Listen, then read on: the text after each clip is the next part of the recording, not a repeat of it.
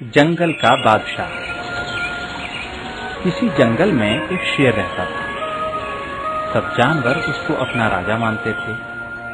شیر کا ایک بچہ تھا، بڑا خوبصورت، بالکل اپنے باپ جیسا۔ شیر نے اس کو سارے داؤں گھات سکھا کر پکا کر دیا تھا۔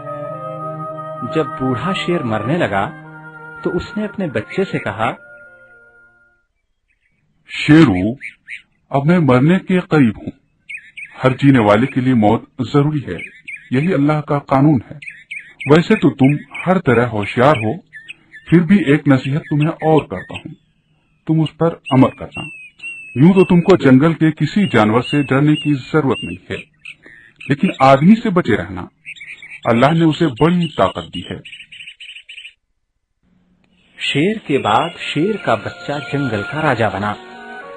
سب جانور اس سے ڈرتے تھے، مگر وہ اپنے باپ کی آخری بات کو بھولا نہیں تھا۔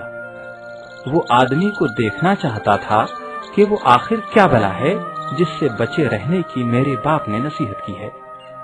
ایک دن وہ آدمی کی تلاش میں نکلا۔ بہت دیر تک ادھر ادھر پھرنے کے بعد ایک گھوڑا ملا، بہت چالاک، چھلانگے لگاتا اور کودتا ہوا۔ اس کی پھرتی، چالاکی اور ہوشیاری کو دیکھ کر شیر کے بچے نے جی میں سوچا، شاید یہی آدمی ہے۔ ڈرتے ڈرتے اس کے پاس گیا، ادب سے کھڑا ہوا اور پوچھا، کودو بھیا، کیا تم آدمی ہو؟ گھوڑا یہ سن کر بھوچکا رہ گیا۔ اس کے منہ سے گھاس کا گچھا چھوٹ گیا۔ بیچارے نے ڈرتے ڈرتے جواب دیا، اے جنگل کے راجا، میں تو گھوڑا ہوں، گھوڑا۔ آدمی کو اللہ نے سب سے اچھا بنایا ہے، اسے بڑی عقل دی ہے، ہم سب کو اس کی خدمت کے لیے بنایا ہے، وہ ہم سے جیسے چاہتا ہے کام لیتا ہے۔ گھوڑے کی یہ بات سن کر شیر کا بچہ آگے بڑھا تو میاں اونٹ دکھائی دیے، گھوڑے سے 4 ہاتھ اونچے، بان جیسی لمبی ٹانگیں، لمبی گردن۔ سوچا ہو نہ ہو یہی آدمی ہے۔ آگے بڑھ کر ادب سے پوچھا، لمبو میاں، کیا تم آدمی ہو؟ اونٹ بولا، نہیں بھائی، میں تو اونٹ ہوں، اونٹ۔ آدمی کو تو اللہ نے سب سے اچھا بنایا ہے، اسے بڑی عقل دی ہے، ہم سب کو اس کی خدمت کے لیے بنایا ہے، وہ ہم سے جیسے چاہتا ہے کام لیتا ہے۔ شیر کا بچہ آگے بڑھا۔ چلتے چلتے راستے میں ہاتھی دکھائی دیا۔ وہ ایک بڑے پہاڑ کی طرح اٹھا چلا آ رہا تھا۔ کتنا بڑا ڈیل ڈول، بڑے دانت آگے کو نکلے ہوئے، موٹے موٹے پیر جیسے کھمبے، چوڑے چوڑے کان جیسے سوپ، اور پھر منہ پر سب سے عجیب چیز سونڈ۔ خدا کی پناہ! شیر کے بچے کو یقین ہو گیا، ہو نہ ہو یہی آدمی ہے۔ کتنا بڑا ہے یہ! ڈرتے ڈرتے اس کے پاس گیا، ادب سے سلام کیا اور پھر پوچھا، موٹو میاں، کیا آپ آدمی ہیں؟ ہاتھی نے یہ سن کر شیر کے بچے کو اوپر سے نیچے تک دیکھا۔ وہ اس کی نادانی پر ہنسا، پھر نرمی سے بولا، نہیں بھائی نہیں، میں تو ہاتھی ہوں، ہاتھی۔ آدمی کو تو اللہ نے سب سے اچھا بنایا ہے، اسے بڑی عقل دی ہے، ہم سب کو اس کی خدمت کے لیے بنایا ہے، وہ ہم سے جیسے چاہتا ہے کام لیتا ہے۔ اتنے بڑے ہاتھی کی بات سن کر شیر کا بچہ اور بھی سوچ میں پڑ گیا کہ میں کبھی آدمی کے سامنے نہیں جاؤں گا، معلوم نہیں وہ کتنا بڑا ہوگا جو اتنے بڑے ہاتھی سے بھی کام لیتا ہے۔ یہ سوچ کر وہیں سے گھر لوٹ پڑا۔ لیکن خدا کا کرنا، اسی جنگل میں ایک بڑھئی لکڑیاں چیر رہا تھا۔ ایک بڑے لٹھے میں پھنی لگی ہوئی تھی۔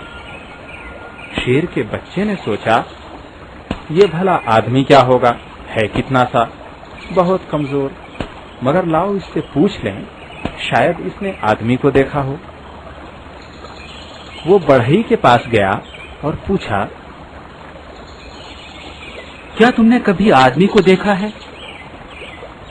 پہلے تو بڑھئی ڈرا، پھر ہمت کر کے بولا، मैं आदमी ही तो हूँ, कहिए आपको क्या काम है? ये सुनकर शेर का बच्चा बहुत जोर से हंसा और हकारत से कहा, अरे क्या तू ही वो है जिसकी खिदमत के लिए घोड़ा, ऊंट और हाथी पैदा किए गए हैं? तुझे तो मैं जरा की जरा में खत्म किए देता हूँ। ये कहकर शेर का बच्चा आगे बढ़ा ताकि बढ़ई का काम तमाम कर दे, लेकिन बढ़ई ने हिम्मत से काम लिया और शेर के बच्चे से बोला, जरा ठहरो, सचमुच अल्लाह ने आपको बड़ी ताकत दी है, लेकिन उससे क्या होता है? मुझे भी अल्लाह ने बड़ी अक्ल दी है। देखो मैं इतना बड़ा लट्ठा चीर रहा हूँ, मैंने उसमें ये फन्नी लगाई हुई है। तुमसे हो सके तो जरा इस छोटी सी फन्नी ही को निकाल कर दिखाओ, फिर मुझ पर ताकत आजमाना। शेर का बच्चा ये सुनकर जोर से हंसा और बोला, ये भी कोई बात है, लो ये रही तुम्हारी फन्नी। ये कहकर एक हाथ से लट्ठे के चीरे हुए एक टुकड़े को खींचा और दूसरे हाथ से फन्नी निकाली। फन्नी तो निकल गई, लेकिन फन्नी के निकलते ही चीरे हुए लट्ठे के दोनों हिस्से मिल गए और शेर के बच्चे का पंजा उसमें दबकर रह गया। अब बढ़ई ने कहा, देखा तुमने आदमी को? हूँ तो बहुत छोटा और कमजोर, मगर अल्लाह ने मुझको ऐसी चीज दी है जो तुम जानवरों को नहीं मिली, वो है मेरी अक्ल। इससे काम लेकर मैं बड़े बड़े काम करता हूँ और अपने बनाने वाले का शुक्र अदा करता हूँ। बच्चों, इस कहानी से मालूम हुआ कि अक्ल और सूझबूझ ही सबसे बड़ी ताकत है। की तरफ जा रहा था, दोनों एक टीले पर बैठे देखने लगे कि अब क्या होता है। चूटिया शरबत की लकीर पर चलते चलते हाथियों की सूंडों में घुस गई। पहले तो रेंगती रही, फिर जब हाथियों ने सूंडें हिलाई तो काटना शुरू कर दिया। काटना शुरू किया तो हाथी उठकर इधर उधर भागने और सूंडें पटकने लगे। चूटिया जोर जोर से काटने लगी, मगर चूटियों ने पीछा न छोड़ा। एक एक हाथी के सूंड में सैकड़ों चूटियां घुसी हुई थी। जंगल में कयामत मची हुई थी। जमीन ऐसी कभी नहीं दहली थी जैसी उस दिन। नन्हे मियाँ गिलहरी के साथ दूर टीले पर बैठे देख रहे थे और खुश हो रहे थे। दूसरे दिन सुबह नन्हे मियाँ ने टीले पर से देखा, हाथी जंगल में मरे पड़े थे। फतह हमारी है, चलो दौड़कर अपनी अपनी बिरादरी के पास जाएं और सबको वापस जंगल में बुला लाएं। और फिर खुद अपने खरगोशों की तरफ फुदकते चल दिए। उसके बाद खरगोश फिर से जंगल में वापस आ गए। हमारी नानी ने ठीक कहा था कि बहुत बार ऐसा हुआ है कि कमजोरों ने बलवानों को हरा दिया है।